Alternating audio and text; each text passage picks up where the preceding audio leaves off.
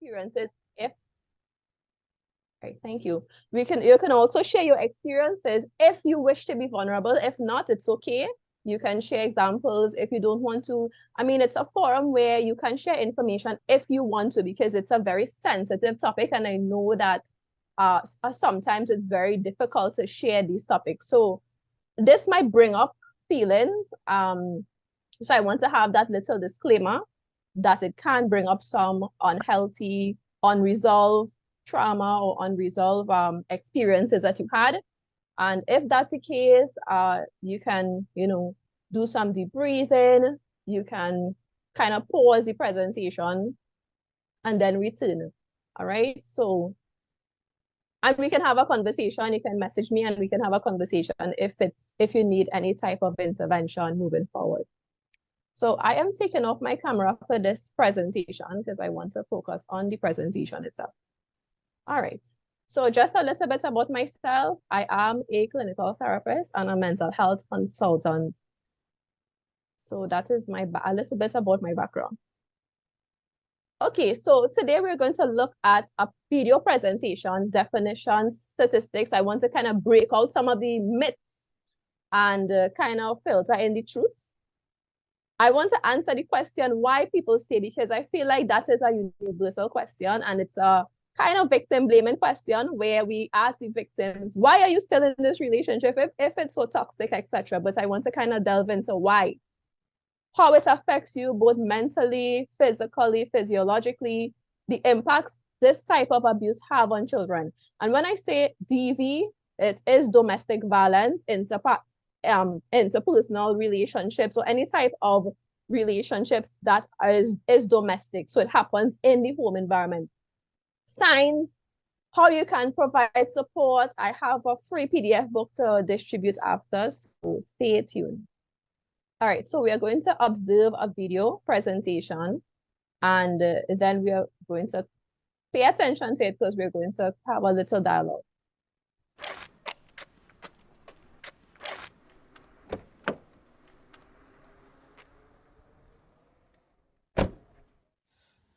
Oh, flipping hell.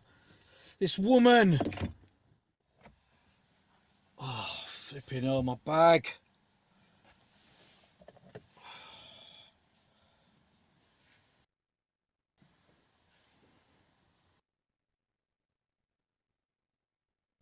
Hello? Do you know how clever you are? You know you didn't tighten the lid of the flask. Dropped all over me. I'm looking like an idiot now. I've got meetings all day. Anyway, listen, I left my bag on the sofa. Get one of the kids to bring it out, please. And hurry up. I'm late already.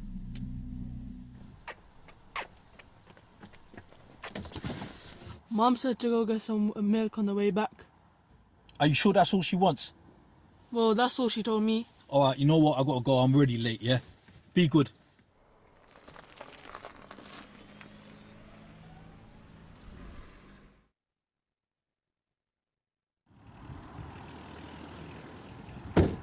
Yeah, no, that's fine, man. Alright, no worries, that's fine. Oh, cool. Yeah, no. Alright, fine. Okay, bye. Bruv, let's go off the phone to them.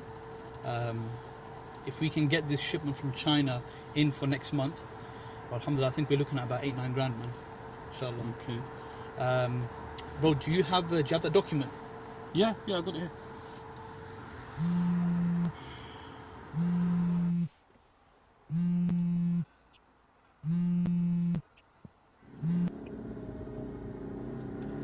Hello? What, bread as well? Why didn't you tell me that earlier? I've already come out the shop now. You always do this. Why can't you just do everything at once? I tell you what, man, you really get on my nerves. Listen, is there food at home for me or not? What do you mean? You know what? You're just stupid. You understand? You're stupid. You're a disgrace to everything. Bro, what was that, man? Bro, you don't know. She frustrates me, this woman, man. I just don't know what's wrong with her, man. We've been beefing for a while now, man. I'm thinking about calling it a day. Too much for me to handle sometimes. Bro, relax, man. You're going over the top, bro. She's at home with 4 kids, man. Come on, bro. What's this all about, bro? Over what? Bread? Chill out, man. Bro, you just don't understand. She gives me headache. Anyway, man, look, you got that document? Yeah.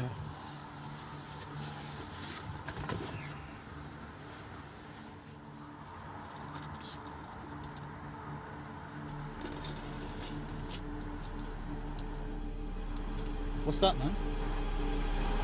Wow. I think this is the lunch that she made me.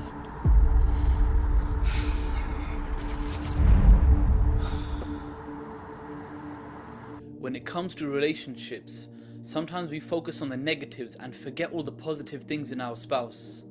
We don't understand the pressure and the stress they may be under and automatically just assume the worst. And so you see, this is why a lot of relationships become stale, because we allow negative thoughts to enter our mind. Because the Prophet ﷺ said that a believer must not hate his wife. If there is something in her that he dislikes, there is also something in her that he likes. So the advice is to always look at that which you like and not to look at that which you dislike. And remember that the shaitan, his aim is to sow dissension between us, between our spouses, and to make us disunited and for it to end up in divorce. He loves it when we fight. He loves it when we argue. He loves it when we hate each other and we have negative thoughts about each other. Because remember, there's a hadith of the Prophet ﷺ where he said that Iblis, his throne is above water, and every single day he sends his army of shayateen into the world, and they come back and report to him, and they say to him, I made so and so commit zina, I made so and so miss his prayer, I made so and so do this sin and that sin. And shaitan says, well done. But then one of them comes to him and says, I made so and so divorce, I disunited them, I caused dissension between them. And he says, you come here. And he lets him sit on his throne and wear his crown. Why is this? Because you see, shaitan, he knows that the cornerstone of society is built upon the sanctity of marriage. Hence why, for a society to operate harmoniously, the essence of it begins with the marriage and the home. And a word of advice to those husbands who feel it's okay to abuse your wives and speak to them rudely and harshly. Remember that the Prophet ﷺ, he ordered us to treat our women folk with kindness, respect and gentleness. Because remember, they are an amana, a trust given to us, and ultimately we will be questioned about them on the Day of Judgment. And finally, remember that your wife is the mother of your children. And if she's not the mother of your children, then she is somebody's sister. And if she's not somebody's sister, then she is somebody's daughter. And remember that one day you may have a daughter as well. So treat your wife exactly how you would want someone to treat your daughter.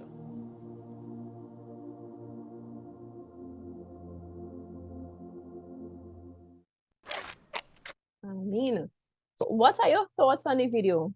And anybody can unmute your mics and say, what are your thoughts? He's a narcissist. The husband is a narcissist.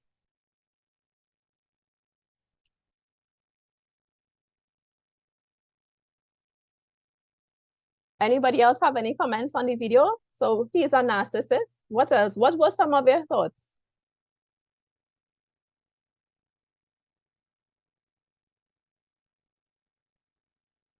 He's a wicked man. He Wicked. just seemed to be on his, like on his agenda. He's not considering the wife and, her pressures, her daily pressures, just because she's at home and he's going out to make the money. Yes, so he's inconsiderate. I heard someone said he's a wicked man. What Yeah, makes him a wicked he man? inconsiderate. He thinking by she under stress, home, she tired. He not even, boy, he's a wicked man for real. He's a wicked man, but do you think this is something that happens in our relationships, even as Muslims? That we can have this type of relationship with a wicked man or a narcissist, Definitely. as the sister said? They probably have a lot of it, but it's just that women feel that in Islam we're supposed to be submissive. And a lot of it, just stay quiet, take it. That is an excellent point. Sometimes we think that we have to take this type of behavior. right? And I've seen some persons mentioning here, focusing on the negative and forgetting the positive. How about speaking negatively? So sometimes when you're in a relationship, even the tone in which you are spoken, even the tone your husband used to speak with you is very negative and demeaning. And, as Muslims, we have to be mindful of even, the language that we use to refer to our spouses and even to the tone that we are using. So this is why we need to have such a topic, because it's often swept under the rug and it can be normalized in some cultures. So let's look at, thank you so much, everybody, for your contributions. So now we are going to look at the targets of abusers and toxic people. What are they really targeting? So the first thing is that they wish to seek control and to gain power. This is the premise. This is the basis. This is the foundation of an unhealthy, toxic relationship. It's to seek control and to gain power. It is to seek disrespect, to limit your autonomy so that you can be controlled. If you have autonomy and self, then it's very difficult for someone to break through that sense of self, and because you will become dependent on them, right? If you don't have the sense of self. But if you have a sense of self, then you will defend yourself, right? So they seek to lower your self-esteem. So the abuser or the toxic person have to break you down. Now, there's a common misconception that abusive persons target weak people, or who we consider mentally weak, and anybody can take advantage of them. And this is actually a myth.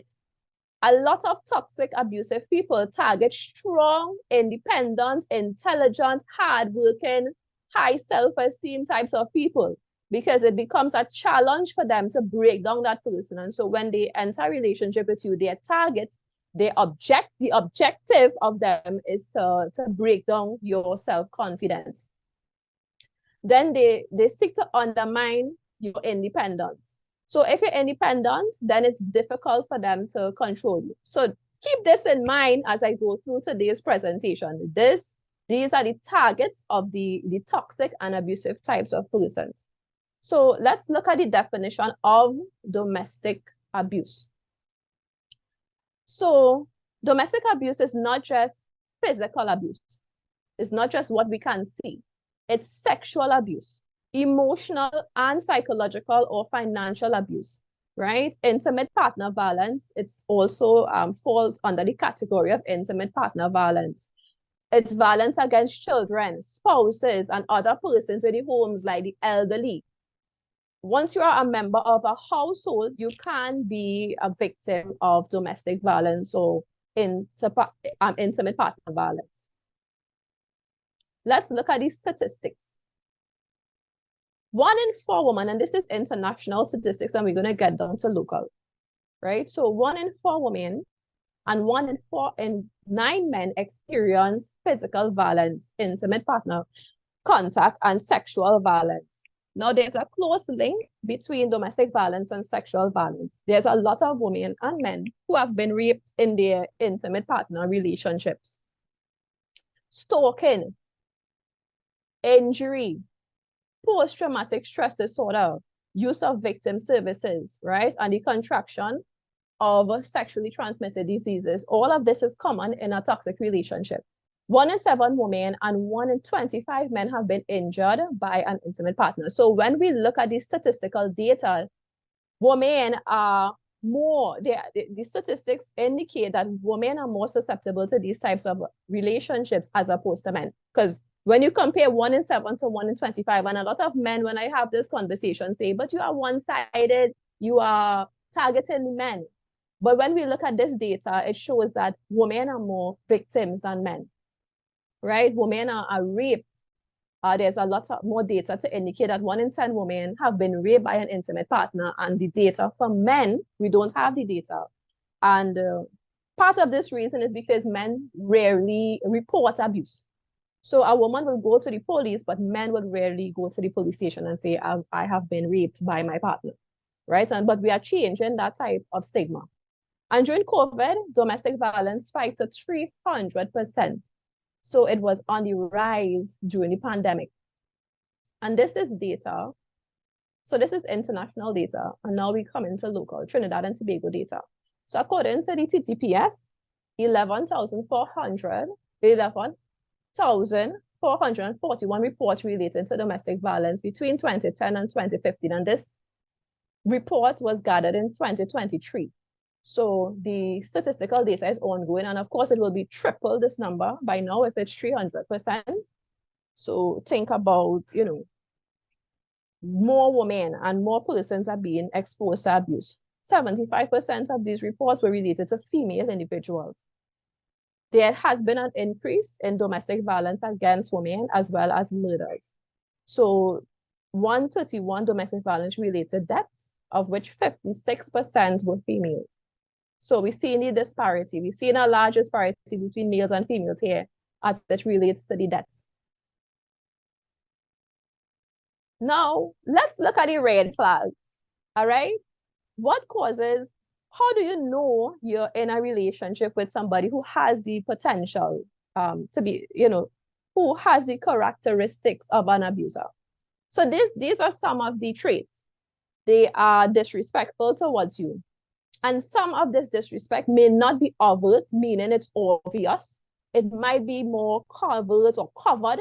So they may be disrespectful in the sense that they may ask you to dress a particular type of way, or not to wear makeup, or change some physical part of you, or even change something, anything about you.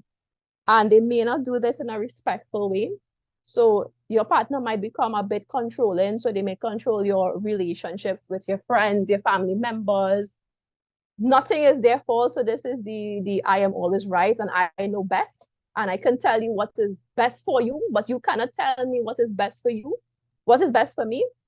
So this person might be very self-centered. Everything is me, me, me, me, me. So you hear a lot about them, but they rarely allow you to speak about yourself. Has double standards, and this is where the double standards step in. Has negative attitude towards women. And you'll hear them say things about women in a very subtle, condescending type of way.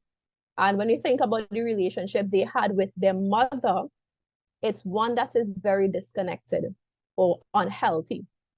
So sometimes he might get angry. So you might disagree with something and you voice that you don't agree with something he would have said or done. And then he behaves in a way that is very aggressive. And this could be done in a subtle way where he shouts and says, no, this is true. You know, sometimes as Muslims, especially, women, you know, we argue about the Quran and the hadiths and all these things, and for other social issues we may argue about. And the man, if he does not agree, he could become a lot more angry and irritated, right? He pressures you for sex, so he might want to get married quickly. He might want to nikah, you know, in a very quick manner, and then he might start to ask for sex, or he may compare you to somebody else and say, well, I got this in this quick way from somebody else. So these are some of the little signs that we miss. And, you know, I'm talking to males, to men and women here when I say we see the red flags, and these are some of the potential red flags. And we tend to believe that, no, we make up an excuse for the red flags. So if he has double standards, you would say something like, well, maybe he doesn't like to speak about this particular topic, right? If he has a negative attitude towards women, you think that you can change his perception towards women. And this is how, or you think you can prove to be a good woman so that he can have a different perspective. And this is how sometimes we kind of try to flip the red flags into green flags. So let's get more in depth. Everybody understand the potential red flags, right? So let's get into, yeah. Great. So let's get more in depth. So we're going to understand the depth of abuse. Now, one thing you would hear frequently is the trauma bonding. And this is how abusive relationships, this is how it starts. This is the beginning of a very gruesome, horrific, intimate interaction. All right, so the trauma bonding is the addiction cycle, and domestic violence is very similar to drug addiction. You become addicted to your partner. This trauma bond is a very strong emotional bond that you have developed with your intimate partner. It starts up with love bombing. And love bombing, and I had some examples here. So love bombing is an explosion of love gestures, love commands. Sometimes it's poems. You know, this is a prime example of love bombing. So this person saw this said individual online and sent her like a poem. You know, you're so beautiful. You know, all these different things, adorable.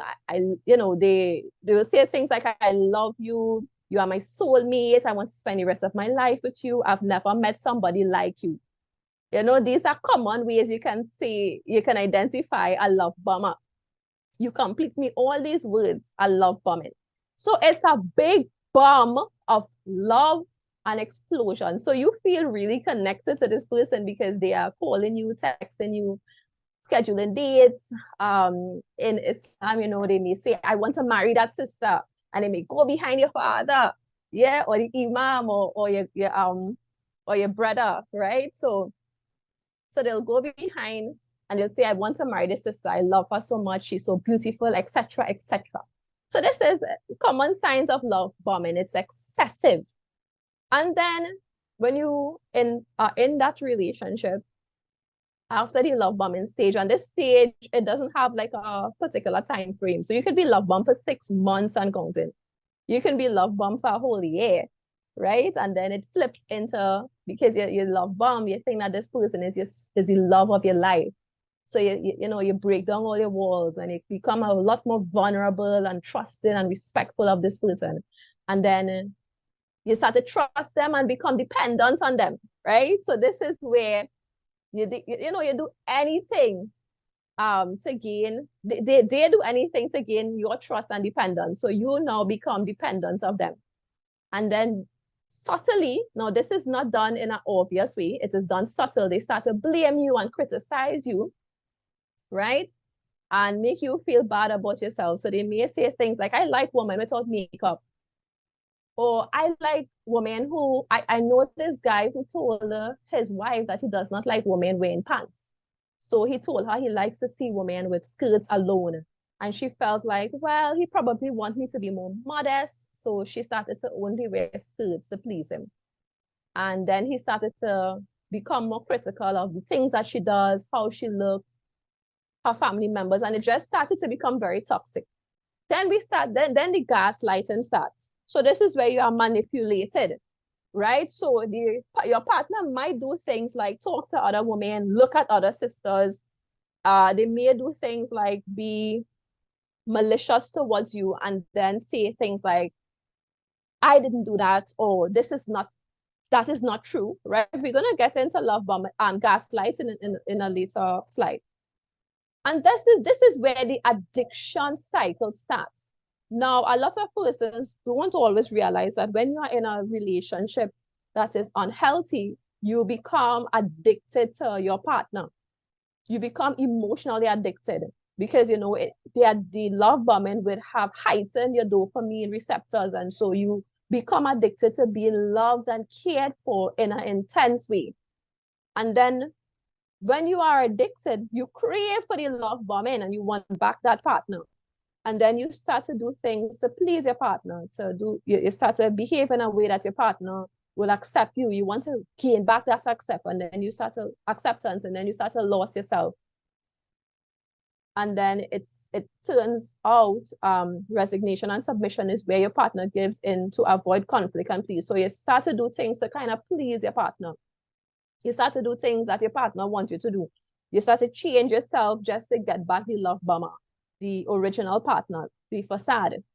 And this is where the cycle starts. So the cycle starts when you are trauma bonded to that person, and then the love cycle, the abuse cycle starts, right? So it starts with the tension where your partner is manipulating you, gaslighting you, mistreating you, and doing all these different toxic things. Then it leads to the incident where your partner will lash you, be emotionally aggressive towards you, take away your money, be unfaithful. All these different things can trigger the incident, right? And then it goes into reconciliation phase where the abuser apologizes. So I'm sorry, I didn't mean to hit you, I didn't mean to talk to you that way. I was just angry, I was just upset and whatever. And then you start to get, you become emotionally understanding, and you say things like, okay, I understand. Well, maybe this is not who he is, because you think he is the love bomber. This is what you think, but he is really not. He's really the abusive, aggressive person, right? And so it calms down. He gives you flowers. He tells you he loves you. It calms down, and then it goes back into the tension building stage, because the love bombing stage might now be implemented again. And the calm down phase is when the love bombing starts, right? So it is not something that is continuous. It is something that happens in cycles. And this is what we refer to as love bombing and the abusive cycle. This answers the question, why women stay. All right. So we have, in addition to the trauma bonding, we have abuse of captivity and isolation, the Stockholm syndrome. And this is a syndrome that is developed with persons who are captive, and they fall in love with that person who they are in captivity with. And we see this a lot. And I have a video to show you exactly how it looks in an abusive relationship. And this is why sometimes when the police get involved, when family members get involved, it's the victim now defends the perpetrator who just abused him or her. All right? So I wouldn't go through all the phases, because I want you to take some time to look at the video, and then you can tell me what you think. All right? Today's video topic is, what is Stockholm Syndrome and who does it affect? Stockholm Syndrome is a psychological phenomenon in which a hostage or abuse victim forms a bond with their captor or abuser. It can occur in any situation where an individual is held captive or abused by another person. Here's what you need to know about the symptoms, risk factors, and treatment options associated with Stockholm Syndrome. Symptoms of Stockholm Syndrome. Symptoms of Stockholm Syndrome can include positive feelings towards the captor or abuser. The victim may experience feelings of trust, affection, or even love towards their captor or abuser, often leading them to defend or protect their captor or abuser from law enforcement or other authorities. Negative feelings towards those trying to rescue them. The victim may feel anger or resentment towards law enforcement or other authorities who try to rescue them from their captor or abuser. Difficulty adjusting to normal life. After being rescued, the victim may struggle to adjust to normal life and experience feelings of depression, anxiety, and emotional detachment. Risk factors for Stockholm Syndrome. Several risk factors can make an individual more susceptible to developing Stockholm Syndrome. Length of captivity. The longer a victim is held captive, the more likely they are to develop Stockholm Syndrome. Age and gender. Victims who are younger or female may be more vulnerable to developing Stockholm Syndrome. Isolation. Victims who are isolated from others during their captivity are more likely to develop Stockholm Syndrome. Trauma history. Victims with a history of trauma or abuse may be more susceptible to developing Stockholm Syndrome. Treatment for Stockholm Syndrome. Treatment for Stockholm Syndrome typically involves psychotherapy, support groups, and sometimes medication. Psychotherapy. A mental health professional can help the victim process their traumatic experience and develop healthy coping mechanisms. Therapy can also help the victim understand the dynamics of their captor-victim relationship and learn to break free from it. Support groups. Joining a support group of other victims of abuse or captivity can provide a sense of community and validation. Medications. In some cases, medications, such as antidepressants, may be prescribed to alleviate symptoms of depression and anxiety. In conclusion, Stockholm Syndrome is a psychological phenomenon in which a hostage or abuse victim forms a bond with their captor or abuser. Symptoms include positive feelings toward the captor or abuser, negative feelings towards those trying to rescue them, and difficulty adjusting to normal life. Risk factors include length of captivity, age and gender, isolation, and trauma history. Treatment options include psychotherapy, support groups, and medication. If you or someone you know is experiencing Stockholm Syndrome, seek professional help to overcome their psychological condition. Thank you for watching. Right. So Today's the Stockholm Syndrome, we see it is presented in cases where there is domestic violence, where, you know, sometimes you're in a domestic violence relationship or a very unhealthy relationship, and you're saying, why this woman don't just leave this abusive man? And, you know, this is because the abuse is ingrained in them emotionally and mentally. So manipulation, we hear this. It's a common term used when we describe toxic relationships. We keep saying, you know, you are manipulated, you are gaslighted. But what exactly is manipulation? So this is the act of controlling someone's emotional state, emotional or even physical state. And it's like a puppet that you are controlling. And you are controlling this person so that you can have access to them. Abusers or manipulative people or toxic people need to have access to their victims in order for them to serve them. And this is why sometimes we call the victim supply to the toxic person. And I will go through different types of toxic people in a short while. All right. So we have gaslighting. And you will hear this mentioned very, very commonly in these types of relationships. So gaslighting is a form of emotional manipulation by someone to make you feel as if your feelings aren't valid. And it's a manipulative tactic to crazy make, so that when you express the abuse to someone else, your abuser is going to say you are crazy. So you saw some text messages on your partner's phone, and your partner is saying, I don't know what you're talking about. I was not talking to X, Y, and Z. Or they may say things like, everybody think you are crazy. So they create this narrative of you that you are crazy. So when you express yourself to other people, they are going to look at you like, yeah, this man really said this woman crazy, you know. So I can't really believe the things that she's saying about him, because normally these types of people, they know how to, they have been manipulating their entire life.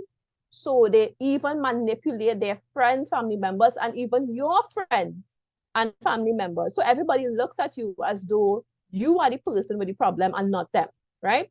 So you might start to, you know, they may say things like, don't take it so personally. You just take things so personally. Why are you so sensitive? So they would have done you something, and then they are saying to you that you are the sensitive person. I was just joking around. So they criticize you. They basically embarrass you and make jokes that is very demeaning. And then they're going to say things like, oh, you're very sensitive. I didn't really mean it in that way. I think you need to calm down. And in their minds, you know, this is something that was very degrading, but they are saying to you that you're overreacting or you should not react in these certain ways. So this is what manipulation and gaslighting is, right? And it happens in all the different forms of abuse. Because as I mentioned, abuse is not just physical. Abuse have different forms. We have 8 forms listed here. And it also have hidden abuse. All right. So you can be abused sexually. And this is when you are forced into having a sexual relationships, even sexual relations, even in times where you don't want to have sex, your partner may say, but this is your duty as a wife to have sex with me. And now you are forced to have sex with them. That is a form of unwanted sexual activity because you didn't really consent. And this is abusive. And some abusers are very aggressive sexually. They hurt you and they basically rape you, even though you are married to them and have an intimate relationship. They are emotionally abusive. So they may manipulate you. They may say things to you that is very degrading, such as, you know, your physical appearance or any type of vulnerability you would have shared with them. They bring it up in very intimate ways and make you feel as though you're not good enough, you're not special, and this is why your self-esteem is depleted in these types of relationships. Then there's social abuse, and this happens very subtle. So your abuser may prevent you from good interacting with your family members, and they may say things like, I want to spend time with you. Today's a rainy day. Let us cuddle up now, you know. And so it might be in a very subtle way, but every single time you want to spend time with your family and friends, your abusive partner creates scenarios for you to not spend time with them, right? And this is what we call social abuse. We have stalking. Stalking is very common in both active abusive relationships and post-abusive relationships, where your partner always has to know where you are. You need to call your partner, and this is not a healthy relationship where your partner is just concerned.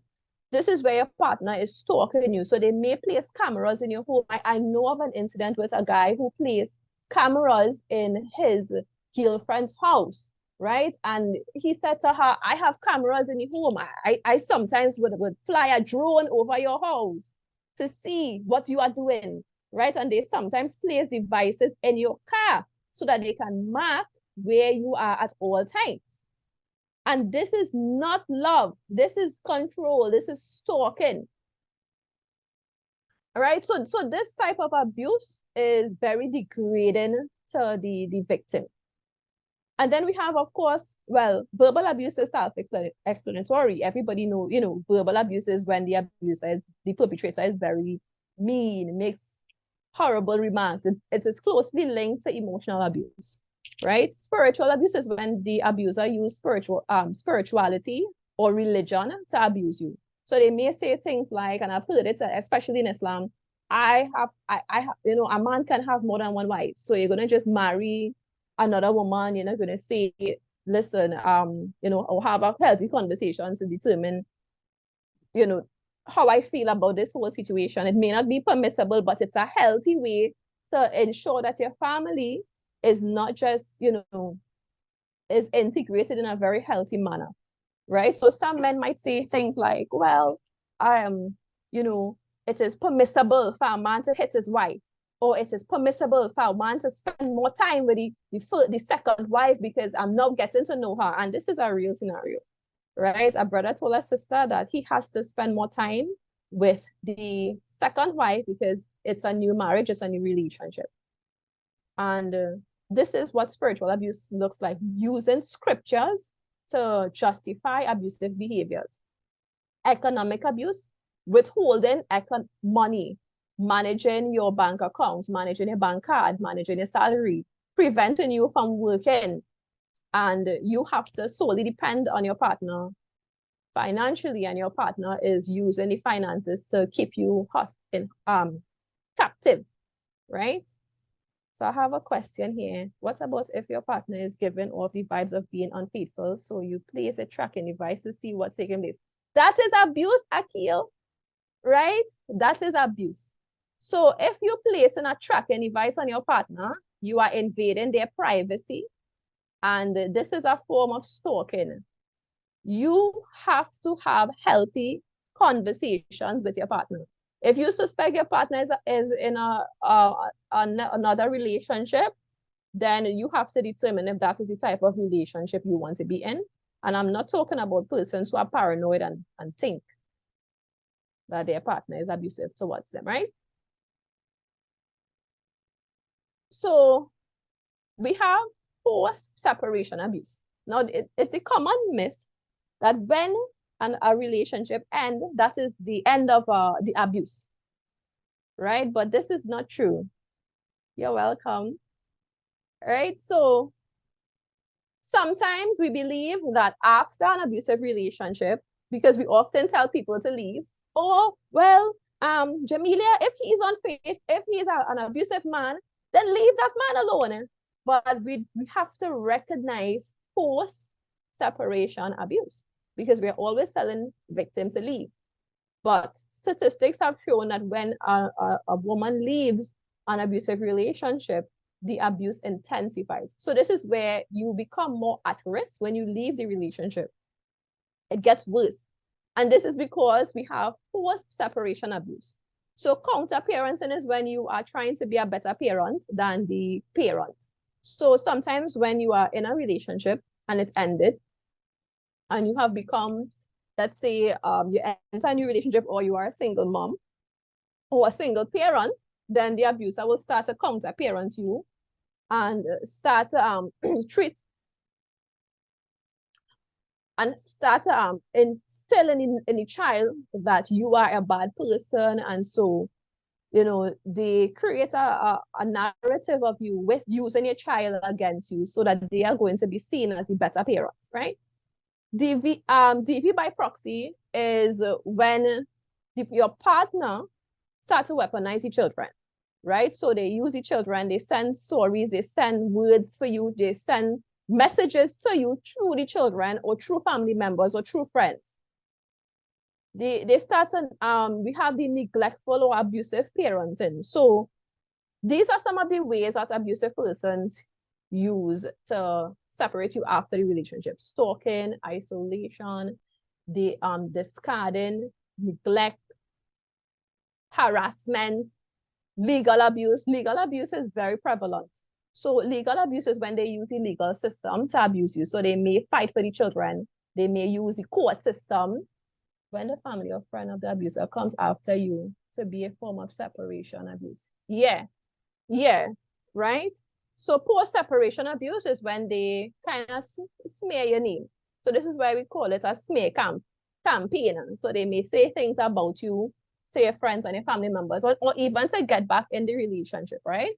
When a family or friend of the abuser come after you to be a form of the abuse. When you say come after, you mean like they come after you to be in a relationship with you? That's what you mean? Because the in post-separation abuse, abuse by proxy is when they use family members to try to win you over, right? So this is what I mean by abuse by proxy.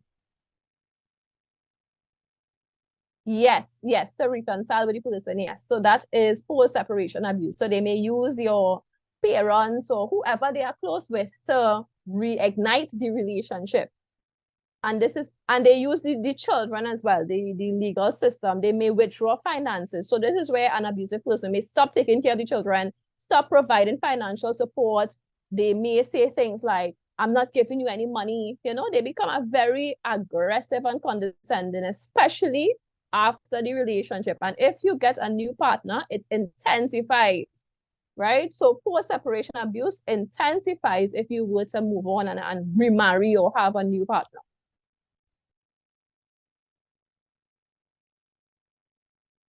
So in a healthy relationship, this is what it's supposed to look like.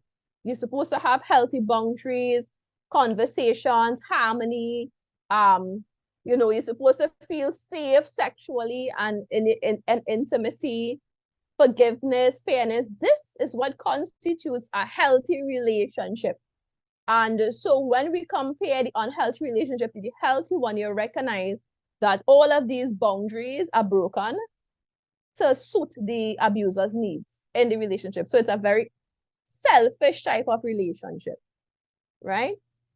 So now we're going to step into the mental and emotional effects of abuse. So this is how our brain is impacted when you are faced with or in an abusive relationship. And this is a 3-year-old brain. This 3-year-old, the comparison brain is seen here, is a 3-year-old who have been exposed to intense neglect. So this is how children are affected, but we're going to get into how children are affected, right? So post-traumatic stress disorder is one of the most prevalent disorders that arise after an abusive relationship, because let me go through the physiology. Your amygdala is a part of your brain that is responsible for emotion, your survival instincts, right? So this is where your body is surviving. So if you were to see a pit bull running out of a gate and you just start to run, your amygdala is that senses that kick in to survive, to help you to survive. Then your prefrontal cortex is there to help you to regulate your emotions and to think rationally. When you are in a toxic relationship or unhealthy relationship, your prefrontal cortex reduces and your amygdala heightens. So this is why you are hyper vigilant and you are hyper protective of yourself, because now your body is in this protective gear. And your hippocampus, and this is responsible for your memory, right? And differentiating whether this was a past experience or a positive or a present experience. So some persons may forget parts of the abusive experiences, because your hippocampus would have strength during the emotional and physical abuse, right? So this is how abuse affects your entire brain reaction. And this is why you have mental and emotional effects. It can lead to PTSD or CPTSD. And this is when you have been exposed to the abuse for a long period of time. It can lead to permanent brain damage, chronic stress. So sometimes if you have acute or chronic stress, you may think that you have anxiety or depression, but it's really chronic stress where your cortisol levels, your stress hormones are heightened because you are in a situation where your fight, flight, or freeze responses are heightened, right? Some persons use drugs to cope. They become suicidal or start to self-harm. These are the effects of emotional abuse, or they may start to eat chronically, right? Or have bulimia or eating disorders. This is the effects of emotional abuse. I'm not going to go through all the long-term effects. So I just touch on a few, right? Hypertension, lung disease. These are the physical effects, right? Digestive disorders, self-harm. So we spoke about that. You may not want to have sex, so you may have a low libido or a high libido, right? Your sex drive might either be high or low. Neurobiology, which is affected, neurobiological effects is your mind and your biological effects. So this is how it affects your brain, right? You become hypervigilant. Disassociation is when you disassociate yourself from reality. You become a lot more isolated. I heard some persons say, I want to just be by myself. I don't want to be with anybody. I just want to stay in this room or this place by myself, right? So this is what happens after you have been in an abusive relationship. Sometimes you lost yourself. You have fear, anxiety. You don't want to be in another relationship. You fear people now. You don't trust people. You lost that trust, right? Your self-esteem is eroded because the narcissistic abusive person would have taken away your identity. Yeah, so that is where you have intrapersonal effects, how you feel internally. Then you have difficulties, you become very vulnerable to re-victimization, right? And so sometimes you can enter into another abusive relationship. So these are some of the effects, right? I was in an abusive relationship with my ex. I was verbally, physically, and in this exact zone speaking about. And yes, I am a man. Thank you for that vulnerability. I'm really sorry to hear that you experienced this type of relationship. I will not wish this on my enemy. But you see, so, you know, some of us kind of identify with this type of, you know, these types of feelings. I myself, I was in an abusive relationship as well, right? So it can happen to anybody, and I will get into how it can happen to anybody in a little while, right? It does. It leaves you very shaken up, very traumatized, right? So I could identify with this 100%. Yes, yes, Shahid, it's real. It is real as day, right? What about a person who says, if you leave, I'll kill myself? That is emotional abuse, Kwesi. If somebody tells you, if you leave, I will kill myself, that is emotional manipulation, and it's a common tactic in abusive relationship to keep you in the relationship. So do not believe that the responsibility of somebody to stay alive is yours. It's not your responsibility to keep anybody alive. So if they choose and make that conscious decision to unalive themselves, that have nothing to do with you. What you have to do is to preserve yourself and protect yourself at any means. That is your responsibility. All right? So that is what it is. So we're moving on to the common myths and facts. And tell me in the comment section, or you can unmute, if you had any of these myths, right? So myth number one, let's jump into the myths, because I feel the myths are affecting a lot of us right now. Myth number one, people with abusive childhood grow up to be abusers. Anybody believe that this is the truth? If somebody have been abused as a child, they are going to be an abusive adult, right? I used to tell his girlfriend that all the time, and he actually did it. You see? Ruth, that is what it is. Oh no, sorry. Oh no, you're talking about the suicide. Well, the thing is, right, with suicide, and she started an argument, and she threw a bucket of water on me. That is abuse. With suicide, sometimes they do, but it's not your fault. What I'm saying is that it is not your fault if they choose to, but it is an emotional manipulative tactic. If somebody says that they are going to kill themselves, but sometimes they do kill themselves, right? Women believe that if he does not beat me, he does not love me. So they stay in the relationship. And you see that? Anytime, and I want to answer this question here. So this, not question, this comment.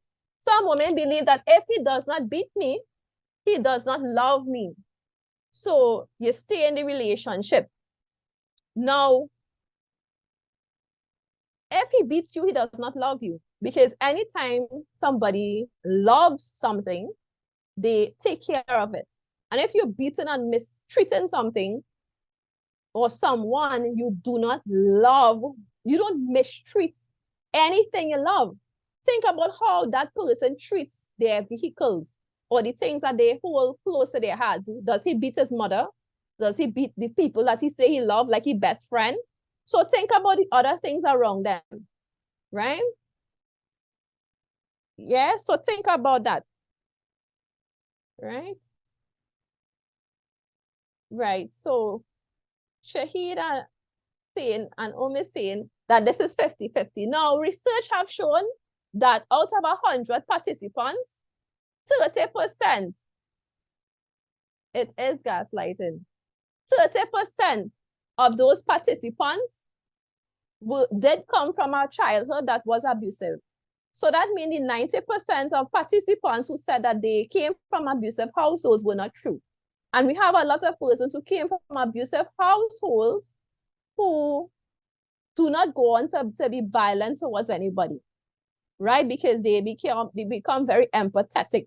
So it's actually a very big myth that if you grow up in an abusive home, you will become abusive. This is a myth. So do not believe that you are being abused and you should understand the abuser. Because sometimes we tend to have a lot of empathy for abusive people, but they are very aggressive towards us and we have to preserve ourselves. All right?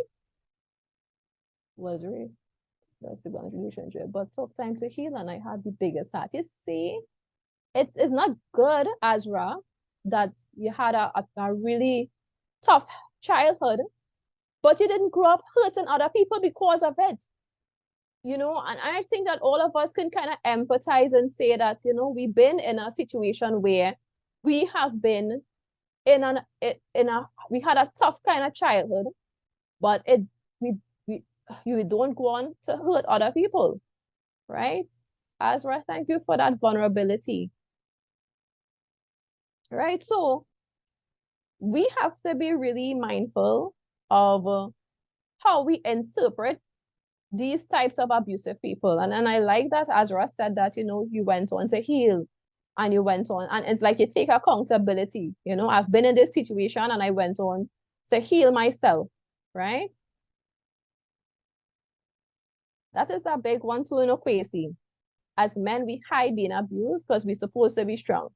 You see that? That is another myth. Men are emotional beings just like women. Men have emotions. And I know patriarchy or society would have consistently created this narrative about men that they are not supposed to show emotions because it's closely associated with women. But that is how we regulate our emotional system, by showing our emotions and having and crying and expressing our feelings. And this is our natural way of coping with life. We have to be emotional. If we bottle up our emotions or we kind of suppress the emotions, it can transform into mental health issues. And that is what we're trying to not promote. That's what we don't want to see, right? So that's myth number one. Myth number two, Domestic abuse is only violent and physical. Well, I think I kind of answer those two questions, right? I think I kind of answer the questions where it is not just physical abuse, right? So now we have abuse victims can walk away from their abusive partners. When I cry for my life, because I don't want her to think I weak or as a girl. You see? Well, the thing, Kwesi, if that works for you, I think it's important to have positive communication in your relationship where you can be vulnerable with your partner. You can share the things that hurt you in the relationship or just in life in general, you know. But if you feel like hiding away and crying helps you to regulate, to become a lot more strong and grounded, then that, if it works for you. But I will always promote that, you know, you could be vulnerable with your partner. That is the person to be vulnerable with. You know, that person is supposed to be a safe space for you, right?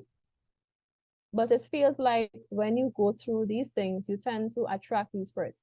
The thing with that, Azra, is that some people become very empathetic towards persons who have been hurt.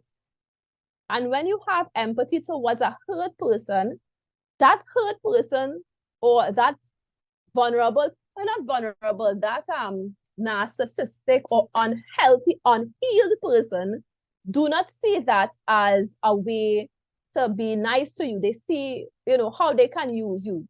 The mind of an abusive person is very different to the mind of somebody who is not abusive. And this is what we need to understand. The way you think about an abusive person, they are not thinking about you in that way. They are very selfish individuals and they are very self-serving. So they are going to use your vulnerability to see how you can serve them. And this is why we need to protect ourselves, right? So that is the end of the myth, right? No, alcohol and drugs are causes of domestic violence, and that is not true. Alcohol and drugs are not always the cause of domestic violence or any type of violence. All right, so these are just myths that abusive people create to justify their abuse because they are always manipulating and justifying. Yeah.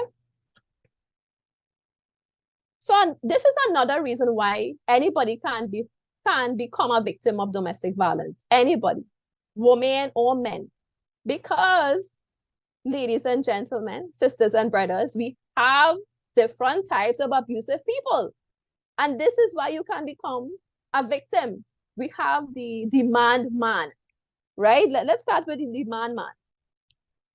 This type of person believes that his woman is on earth to serve him. So this is more like the traditional type of men who believes that the woman's role is in the house. And whatever he says to do, she has to do it because I am the man. I have the genitals to prove that I am a man and she have to believe me, right? These are the demand men. So traditional households might welcome this type of abusive man because it's traditionally acceptable. We have Mr. Right. So we have persons who think they're always right, you know, they are always right. Whatever they are saying is the gospel truth, and whatever you are saying is wrong. So we refer to him as Mr. Right. Then we have this very dangerous, deviant one, the water torturer. This type of abuse is very covert or cover up. This is where you might see a couple, right? The woman is very vocal, very outspoken, and the man is very subtle and calm. And when you look at that type of relationship, you might say, oh, she very aggressive. He's a nice man. You know, we tend to have these labels on people and say he's a nice man. But really and truly, this abusive person is very calm and calculated, and they are very torturous. But you are not seeing that. The general public is not going to see that, or family members aren't going to see that because he's perceived as a calm, cool, collective, very down-to-earth man, but he's very abusive and torturous. So we call him the water torturer. Then we have the drill sergeant, and this person is very military. So everything requires his approval, and he's very controlling. We have Mr. Sensitive. He takes everything personally. So if you tell him, what is that you did on your Instagram page? He might take down the whole page, right? He might just delete all the texts. He takes everything to heart and very personal. And he's always he thinks that everybody's on his case. Oh gosh, you always on my case. You might hear things like that, you know? I can't do nothing right. Everything I try to do, you always criticizing me. These are the words of the Mr. Sensitive, all right? So we had a player. Oh my goodness. I've heard about the player so many times. This person is a chronic cheater. They cheat and lie and manipulate and gaslight and put women against each other. A common telltale of a player is that they pin women against each other. So the first wife fighting the second wife, and this person have other women as well, not just the 2 wives or the 3 wives or the 4 wives. He have 5 different wives. Okay, I know he can't have 5, but they do cheat on their wives as well, right? We have the Mr. Rambo. Some women may be attracted to Mr. Rambo because he's very strong, he's aggressive, you know, so you might feel like, oh, I have a real strong man by my side. But Mr. Aggressive Man is going to be aggressive towards you, ma'am, you know, because that is just his personality. So he wants to be mindful of that. Then we have the victim. Somebody always doing something. He's very similar to Mr. Sensitive. Also, a woman always hurted him, you know. You have a friend or, you know, somebody who, a woman is always doing them something. Somebody's always doing them something. My mother do me this. My father did me that. My ex do my X, Y, and Z. He's such a victim. And when you do him something, he flips it into being the perpetrator and he's the victim. Right? Or he or she. We are the terrorists. This person plans his attacks and is very calculated. So that person might plan his attack on you. Yeah, so this is the person that might manipulate. We also have the ones that ghost you and make it seem like it's your fault. Yes, Azra. That person, when you're talking about Azra, that person falls under the Mr. Right, right? So they may ghost you and do you all kind of thing and then say, it is your fault. This is the Mr. Right, right? Then we have the mentally ill or addicted abuser. So this person blames his mental disorder or addiction for his rage and abuse. So he might say things like he's depressed and he don't know what to do and he's frustrated and this is why he's drinking and this is why he's aggressive. All kind of excuses as to why he's abusive. Other than he's an abusive man, right? Gosh, I get a headache the way these dots connecting to my current situation. Sorry, I am so sorry, but I say, you know, this is how, and I know that this will bring up some vulnerability because some of us experience these types of people and we had the feelings attached to them. But it's important for us to know. So when we see Mr. the man or water torturer, we exit stage left, you know, because we know that these people are manipulative and they come in to destroy us, right? We have the not common, but types of abusers. Now, the word narcissist has been used repeatedly by so many people, but not every abusive man is a narcissist. Not every abusive person is narcissistic, but they do have traits of narcissism, which is different to having narcissistic personality disorder, right? So that is a whole different thing. I've seen more women be Mr. Sensitive and victim. No, Summer, this is a real thing, you know. Women can actually fall under these types of abusers too, eh? And you're right. A lot of women are very, they do use the victim and the sensitive as opposed to men, because men are more vocal in terms of being very stern and aggressive, but some women are subtle. And the water torturer is women and could fall under women as well. So a woman could be a water torturer. Some women are very torturous and they do torture men. And when the men complain, they are seen as aggressive and how you could complain about the woman. But some women could be very nagging and torturous. And so they do fall under the water torturer category as well, right? Because torturing is a form of abuse. So we have the narcissist, the psychopath, the sociopathic types of abusive people, right? fought with my ex for 10 years, started back from scratch 3 times. Every time we make back, the abuse and the disrespect got worse. Yes, Akil.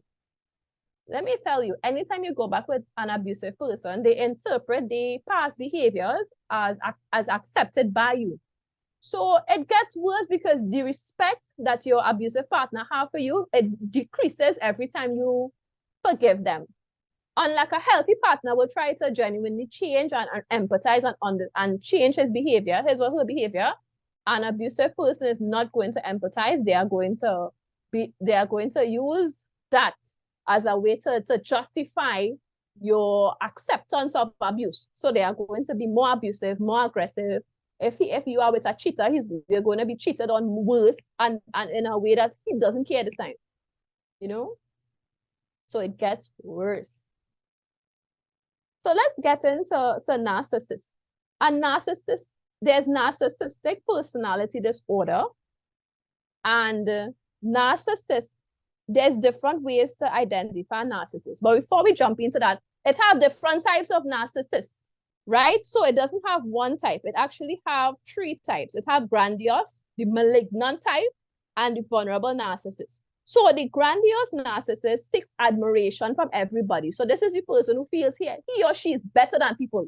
They may try to be friends with persons who they place in high regard. You know, they may think that they are really, really on top of the world and they are perfect people and nothing they do is wrong. So these types of people have a high sense of their own importance, right? We have the malignant. The malignant narcissist is very similar to a psychopath and a sociopath. Malignants, they are very dominant. They lack remorse. Whereas a grandiose narcissist may have some level of remorse, you know, like let's say 40% remorse. But a malignant rarely have remorse. And they are very manipulative, the malignant. The vulnerable narcissists, they seek pity from others, act like the victim. We have a lot of females who fall into the category of vulnerable narcissistic types of people. We have an increase. Yes, Dawood, it is these types of persons. We can't have females and males narcissistic, persons with narcissistic personality disorders. Actually, research have shown that 80% of the victims are of the perpetrators or persons who have this disorder is males. They are males, but we're seeing an increase of females because we're starting to identify in the mental health fraternity that there are different types of narcissistic people. So females are more covert. They are more underneath, right? Covert meaning cover up, underneath, underground. So sometimes we don't always pick up the narcissistic behavior in a female, right? I strongly believe I'm married to the Siru. If you believe that, then I think you need to start looking into your marriage because that is a dangerous place to be. Maybe a lot of female narcissists also, maybe because I know more women than men. A lot of they say and do to get there with manipulate. Yep. Yes, Summer. Very correct. Very correct. Right? So we have a lot of women who is narcissistic, but they are down low. Then we have the psychopath. A psychopath is very, very, very deviant, right? Unlike a narcissist, a psychopath have no remorse. A psychopath is going to use you for their own need, for their own gains, and they won't have any conscience. So these are the persons who end up murdering you in a domestic violence relationship. When you hear a woman or a man have been murdered and the children have been murdered, all the time, not just half the times, because a narcissistic person, unless you are malignant, will not murder you because they do feel remorse. A psychopath don't feel any remorse, right? They have no empathy. They don't feel empathy. They don't feel that sense of connectedness to people. They use their intel and they are very intelligent. So these are persons you'll see in high places like politicians. Yes, no, I know come back. What is that? Excuse? Did somebody make a comment? Oh, I thought I heard somebody make a comment. Right? Yeah. And sociopaths are very similar to a psychopath. They don't have any remorse either. They do feel some level of remorse though. So, they do feel a little bad, but it doesn't last long. It's like, oh, I should not have done that, but then they justify doing it and they rectify it in their mind. And then, okay, I'm good to go, right? So these persons can rob and steal and lie and cheat, right? And do you all kind of wickedness. So they may experience limited empathy, but they do have empathy. So this is what makes it different. The sociopaths have limited empathy, but they do have it. The psychopaths have no empathy at all. The narcissists have levels of empathy, so they do feel very bad for the things that they do, but they justify it. And this is the difference. So sometimes you may think you're with a narcissist, but it could be with a malignant narcissist who has similar characteristics as a psychopath. And this is where the relationship become very intensely aggressive, right? So when we look at antisocial personality disorders, and this is where they classify other than the psychopath is not antisocial personality disorder, right? This is a person who is a bit different in that they lack consciousness. It's formed through their genes. They are birthed as a psychopath, right? A narcissist and a sociopath is sort of made through society or neurobiological factors or environmental factors or familial factors, right? But a psychopath is birthed. Antisocial personality disorders does not mean that they are antisocial. It doesn't mean that they don't interact with society. It means that they do have a mental condition that is very reckless and maladaptive in society. So they are very, they form negative relational patterns in society with no regard for human life and dignity and anything. They don't care about people, right?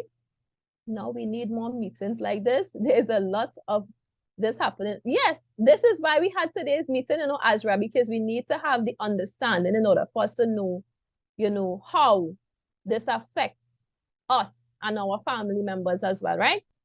So this is the difference between the narcissist, the psychopath, and the sociopath. And you need to know this because not everybody is a narcissist or have narcissistic traits. And we have to understand that, right? I got this small snippet of what an empath is because some of us are empaths because we have been in such an emotionally turmoil. We had so much emotional turmoil as children that we develop empathy and understanding, deep-seated, deep-rooted understanding of another person. And this is why we are drawn to a psychopath, sociopath, or a narcissist, because we have this deep empathy that they feed on.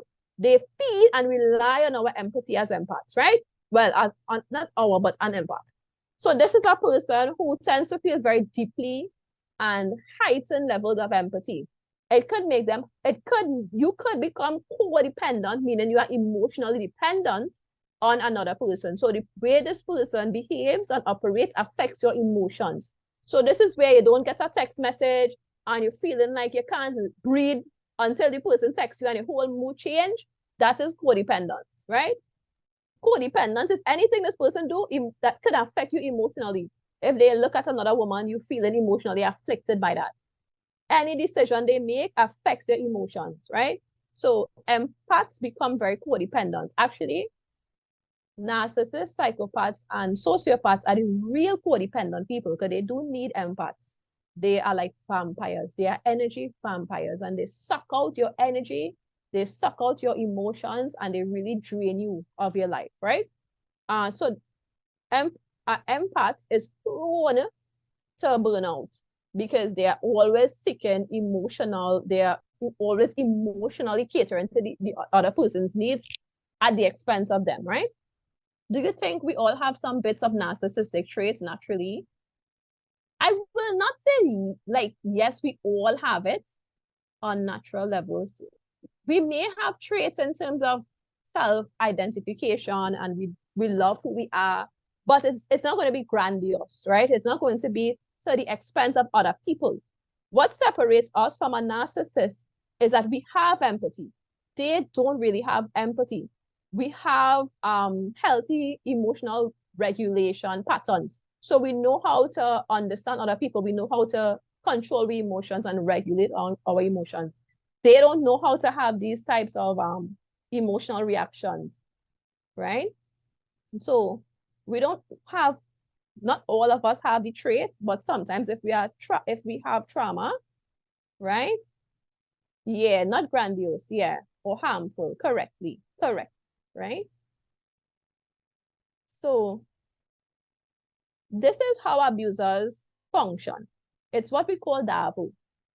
Abusers use this methodology to manipulate other people into believing that they are a good person and you are the problem, right? So they deny responsibility.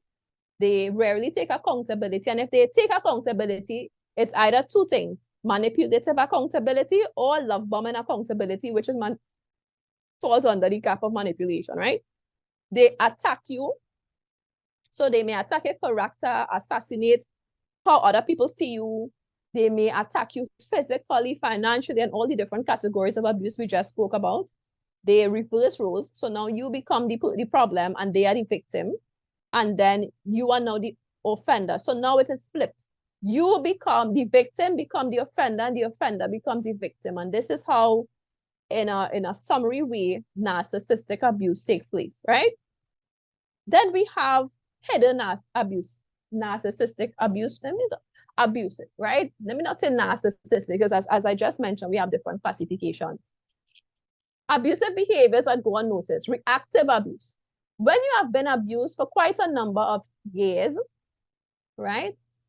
Being codependent, also emotionally enmeshed. So in order to get over being codependent, you have to first identify that you are codependent. And then you have to find ways to regulate the emotions, deep breathing, journaling, talking to a therapist if you develop CPTSD or PTSD or any type of mental illnesses as a result of being in that type of relationship. You can talk to somebody that you trust. You know, you have to find a way to refocus that codependence. Yeah, because the codependence is rooted in abandonment issues that you would have had from a child. Maybe you did not have a positive emotional connection with your parents, or you have an attachment style that is very codependent, right? Anxious attachment styles often are codependent. And so you have to determine what is really triggering your codependence on the narcissistic abusive person. And then you're able to treat the codependence. And what works is when you identify what is really causing it to be codependent, right? So let's look at reactive abuse. So this is when you have been abused for quite some time and you decide to react, and then the abuser either tapes the reaction or tells other people, look how she behaving, look how this woman cursing at me or getting on at me. But they are the ones triggering the abuse, right? So they may use things like, they may provoke you you are provoked the whole day. And then when you say, oh gosh, why is it, then they pull out the phone and tape you, or they may say things like, oh. So now when you start to react and it become angry and irritable because you are being abused by this person and they are triggering your irritability, then you become the abusive person. And this is what we refer to as reactive abuse. Your reaction to the abuse can make you kind of mirror an abusive person, but you're not an abusive person. Is that you have developed these unhealthy coping mechanisms because you are in an environment where you are consistently living through your amygdala, through your emotional senses, right? Through your survival skills. Yeah. So you start to react now. Then we have spirits hidden in abusers. And this is why, you know, we cannot change them no matter what we try to do. We can't change it because it's not just physical or physiological.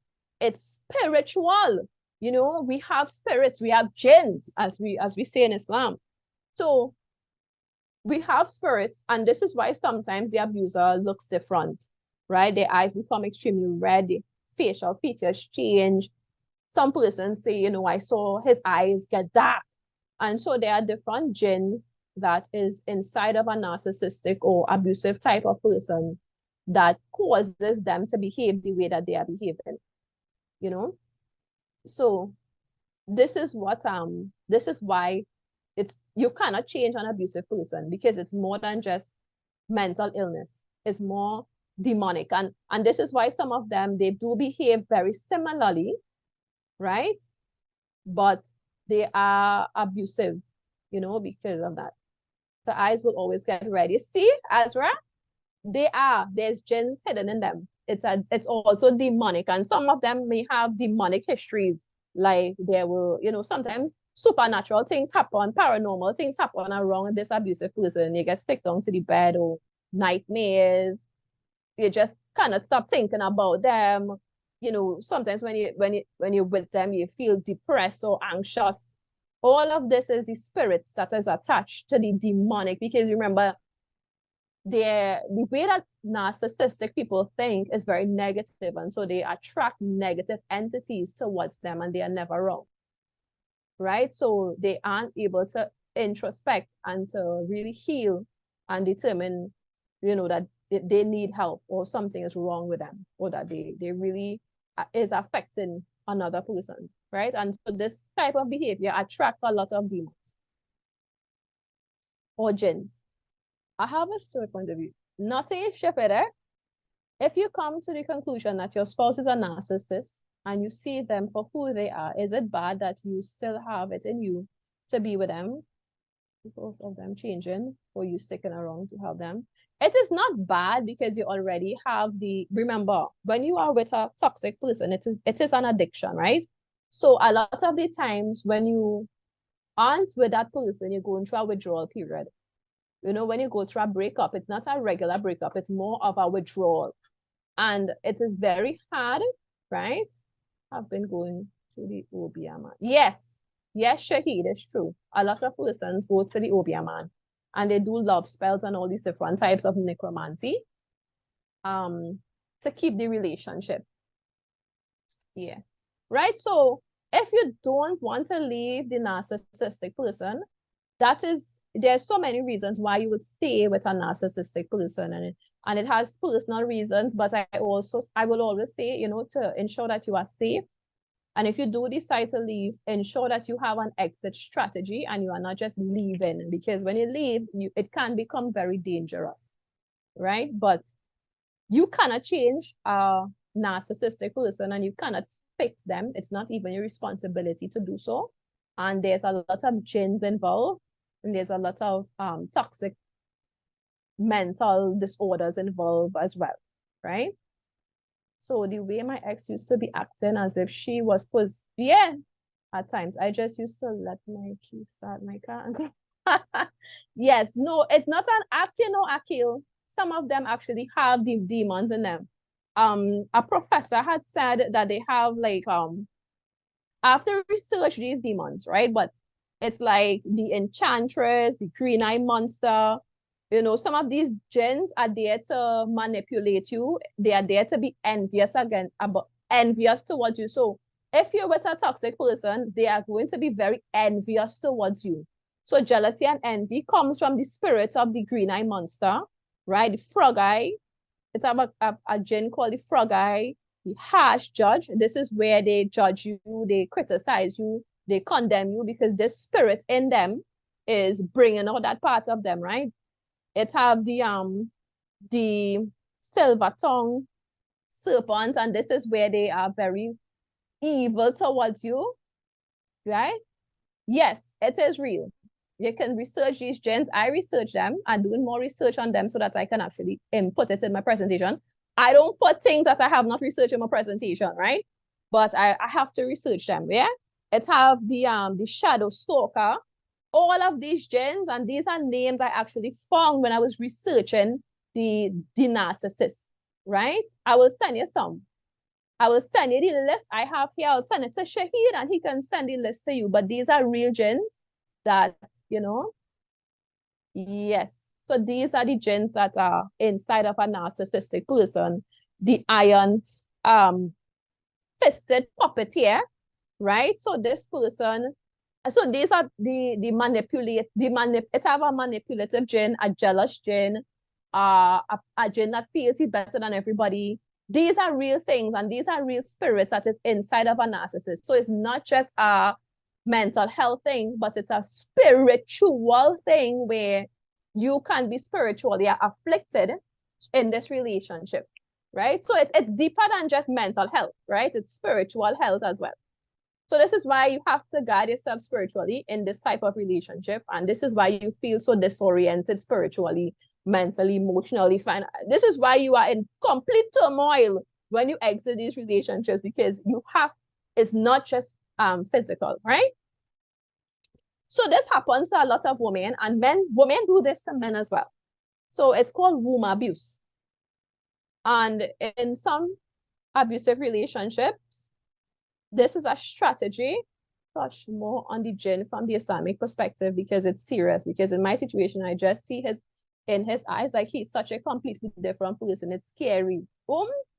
I have to research the jinns on the whole in narcissistic relationships, but I will definitely look into it more from an Islamic perspective, right? Of course, this professor would have just done a general research, but I am going to do this in a more detailed way, and I will share with you. I definitely have to share that with you guys, because I want you to understand how deep this thing goes. So telling somebody to leave is very impractical given the vast interplays.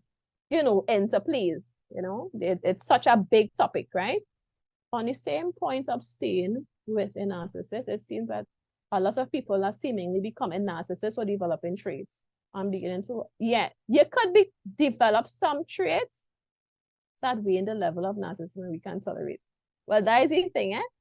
You can't develop traits of narcissism because of reactive abuse. If you've been reacting to something for such a long period of time, you start to develop characteristics of that reaction that can look like the abuser, So you see how deep this is. It's not just, leave the man. This is all the things that the person is dealing with. Jinns, abuse, all these different things, addiction, all these things. So it's not just to leave the man or the woman, So abuse actually intensifies during pregnancy, because this is when you're most vulnerable. So the abuser will take this time to abuse you even more, because now they can get more out of you because you're vulnerable and you can barely defend yourself because you're pregnant. So this is very evil. And because they are very selfish and self-centered, it's not about you. Everything is about the abuser. Everything is about them, right? So they sabotage your birth control methods. They get you pregnant. They impregnate you as a way to control you, because once a child is involved, they win. So to them, a relationship is like a competition. So they are trying to develop points to keep you in bondage. All right. So getting you pregnant is a win for them. Marrying you is a win for them. It's not seen as love. It's seen as control and power. And once you can have the control and power, you win them. Right? Okay. So let's quickly go through how abuse affects children. Right? Children develop bedwetting. Some children are, they, as what we were saying in Trinidad, they peed on the bed. But this is a effect of being in an unhealthy environment, right? Bedwetting. I feel like sometimes we don't even understand that bedwetting is associated with trauma in children, right? This is when you don't feel safe within your own body. We have anxieties or separation anxiety, difficulty sleeping, lower grades in school because of lack of concentration, getting into trouble more often. Some children, they do develop some types of characteristics from the abuser, and so they may not form healthy relationships with their peers, and it can cause them to get in trouble more often in school, right? So they become anxious, depressed, have low self-esteem and self-worth. They sometimes engage in substance use, of course, because they're trying to cope with the family violence at home. They may repeat behavior seen. So they may become aggressive, manipulative. They may gaslight their teachers and their friends, right? These are some of the ways that it affects children. And children are affected through secondary trauma. It doesn't mean that they are abused, but they develop secondary trauma because they witness the abuse, right? They are in the environment where the abuse is prevalent. So they do feel similar effects to the person who is being abused through secondary trauma, right? So they're affected by being isolated, they do experience emotional abuse, physical and mental abuse. Now, the different facets of abuse affects children in different ways, right? So if you are isolated, then it's very difficult for them to develop social skills. And they may feel like they cannot form healthy relationships because they have not seen healthy relationships formed in the home. And so they can become disassociated, their nervous system can become dysregulated, and children don't know how to regulate their emotions at all. You know, adults, worse yet, adults don't know. If adults knew how to regulate their emotions, then they won't be violent, right? So because adults use children and they're often in the middle of the fights, children may blame themselves for the abuse. You know, when they experience threats, they learn to manipulate, they express anger, right? So some children become, when they're exposed to sexual stereotyping, they may think that this is the role of a man and this is the role of a woman. And so they may think that, you know, they might be unable to express feelings or who they really are, right? They may feel up in terms of intimidation. They may start, it might start to put the children in fear. Yeah. So sometimes when you're in an abusive relationships, this is how the children are abused in a secondary way, or sometimes they are physically, emotionally, and sexually violated in the home, right? So children are exposed to domestic violence or family violence when they are placed in a situation where, you know, adults are being abusive and aggressive. So abuse does not only affect the victim, but it affects the children as well, right? So this could lead to a lot of issues, a lot of challenges in children. It can lead to runaways, school truancies when you're running away from class or you break in school, right? Substance use, food addiction, sexual assault, date rape, pornography. Some teenagers become pregnant for their fathers or for the abuser. Yeah.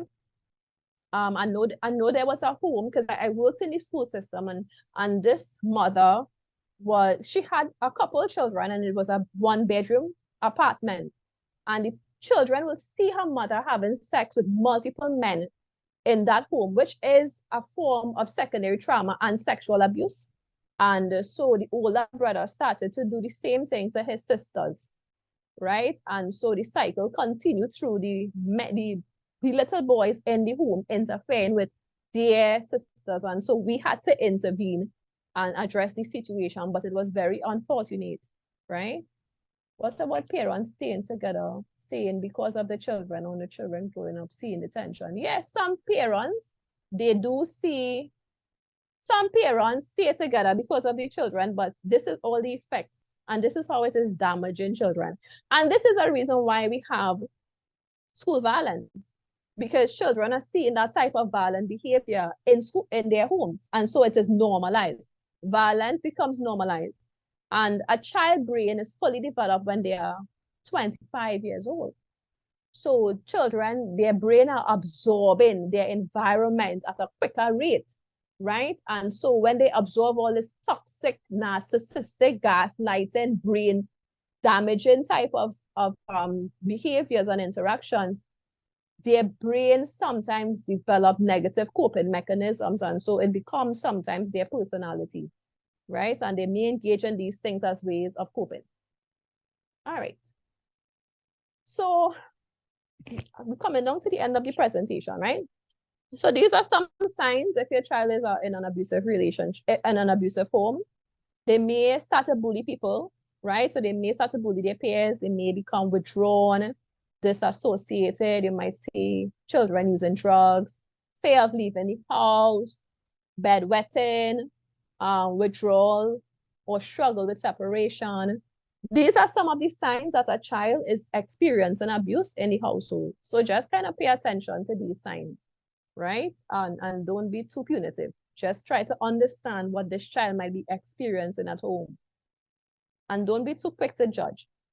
So this is some of the signs that somebody in your environment, in your home, is being abused. Or not in your home, but in your community.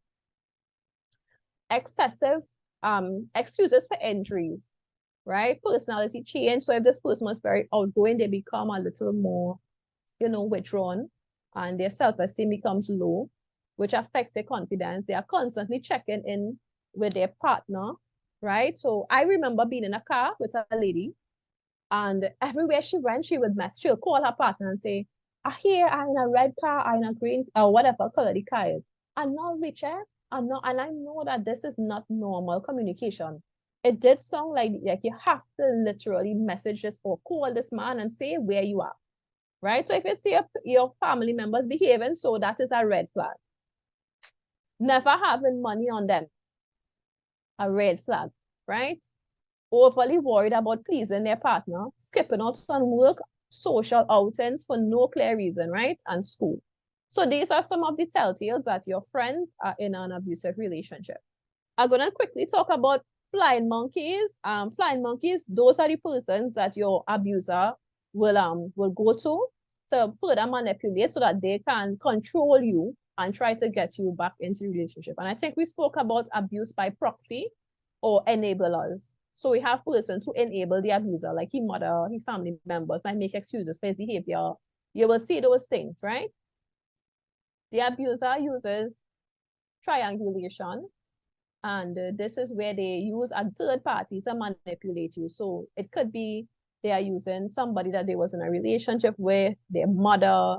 They may say things like, but my ex used to do this, and they may talk about her ex, or they may talk about what the sister did. So they always bring a next person in a relationship, like a quote-unquote rescuer, or like somebody who is in the relationship that they can compare you with and break down your self-esteem, because you might think that you're not good enough because you're being compared to somebody outside of the relationship. I saw this happen with the first wife and the second wife or the third wife, right, in an Islamic setting.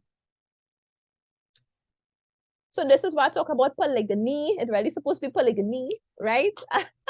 So this is where I wanted to just kind of touch on polygamy, right? Because, polygamy speaks about the man having access to more than one wife, but it has to be just and it has to be fair. And this is what is said about polygamy in Islam. Yeah. So this is how you can help from a community point of view or a religious point of view. Start believing the person. Stop thinking that this person is lying because of what you're seeing or who you think this person is. Even if it's your son, it's your brother. But can you explain the triangulation again? I did not grasp that point. Right, let me go back to triangulation, right? So triangulation is where, when a toxic or manipulative person, right, brings a third person into the relationship to remain in control. So a third person is brought into the relationship. It can be his mother. So let's say he brings his mother into the relationship and he's telling his mother what is going on between you and him, right? And then he could start comparing you now to his mother. Or you might say things like, I don't like how you're talking to me, but my mother don't have a problem with how I just talk. You is the only person have a problem with that. So he's always, or she's always bringing a third person into the mix, into the relationship, right? Some of these persons may appear to be helpers, like a best friend or a cousin might pretend to be helping the victim, right? But it could be somebody that they are comparing you with. So the rescuer now, right, might be that person to say, let me talk and help you work out this relationship, right? Yes, exactly, Azra. So he might bring the mother, right? Or he might bring a sister or somebody in the mix, in the relationship where he is the victim. Poor me. Look at me. Look at what this person is doing to me. And you will look like it is your fault, right? Because these people are not seeing his narcissistic traits, because a narcissistic person is very nice to other people, but they're not nice to the person they're with. That is the trick in it. And so you might think it is reinforced through the triangulation process that you is the problem, right? Because he ex never went through that. He cousin never went through that. His mother never experienced that, but you are the one experiencing it. So you have something have to be wrong with you. And this reinforces the gaslighting, the crazy making, and it reinforces the fact that you is the problem. And you might start to introspect and think, maybe I am the problem, right? So this is what triangulation looks like, but he is really the abusive person, you know? So this is what the triangulation process looks like. Or you might, or in another way, you might be competing with another woman, whether it's his child mother or his ex-wife or somebody, you just competing, right? Polygamy sometimes in it. Yes, we will touch on the polygamy. Headache was 10 times, yes. You know, so this is what happens often in a relationship that is very toxic. You know?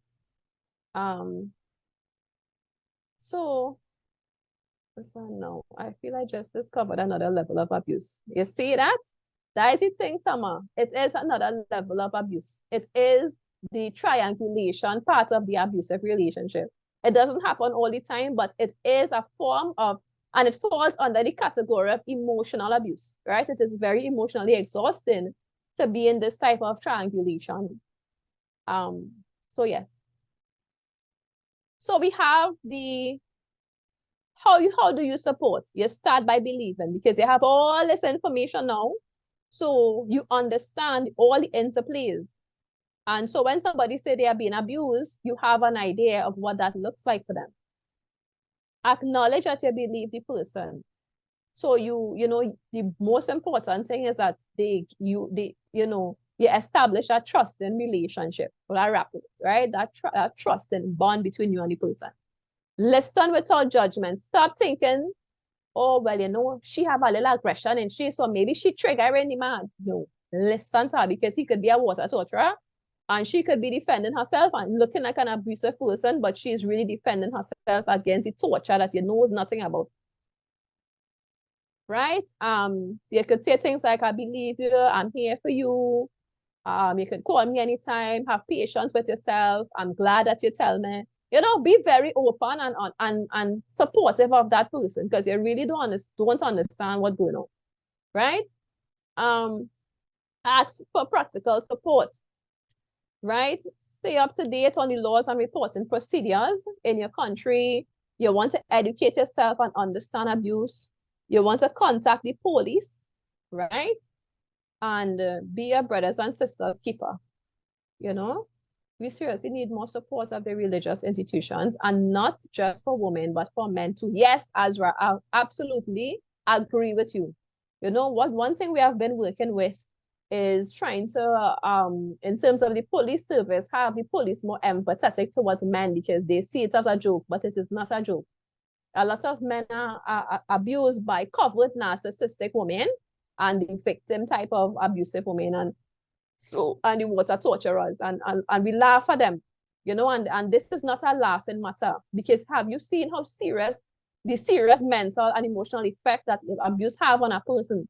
It is not a joke, you know, and we need to kind of reinforce that point, right? So safety is one of the #1 priorities when you're in this situation, because it's not just the people involved, it's the children as well. I'm not playing that video, right? And we will not do this because of time. So, so this is the resources that is available if you need support, right? So we have Find Care TT. This is a directory of mental health services that is free throughout the entire country, and you can access this through Google. So just Google Find Care TT and you will see this resource come up, right?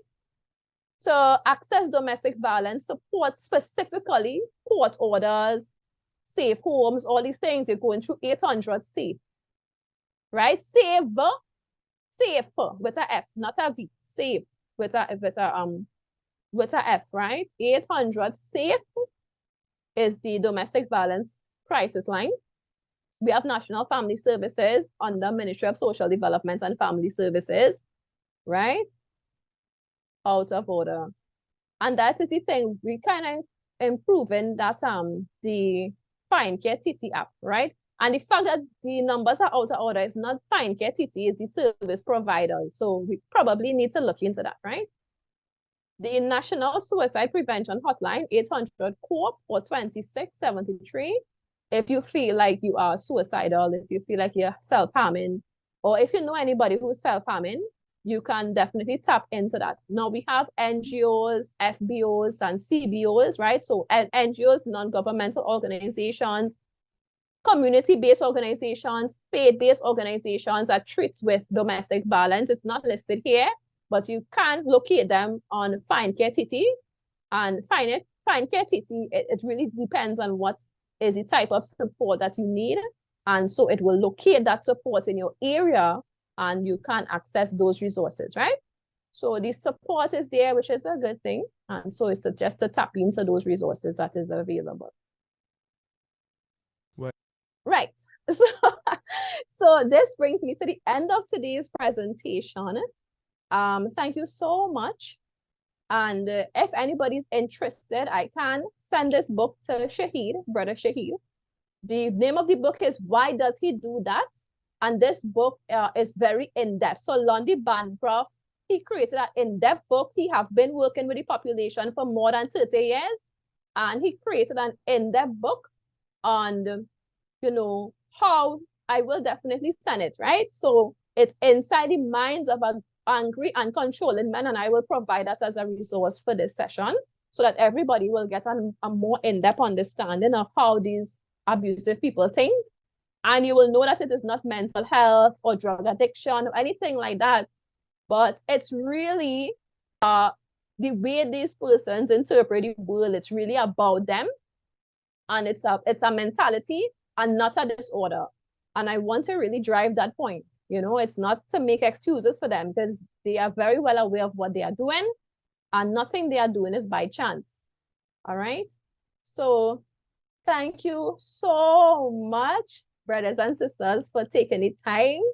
And thank you so much. Yes, I will definitely send the book, and so that everybody will have access to that resource. It's very, very important that you read up on it and really have an understanding.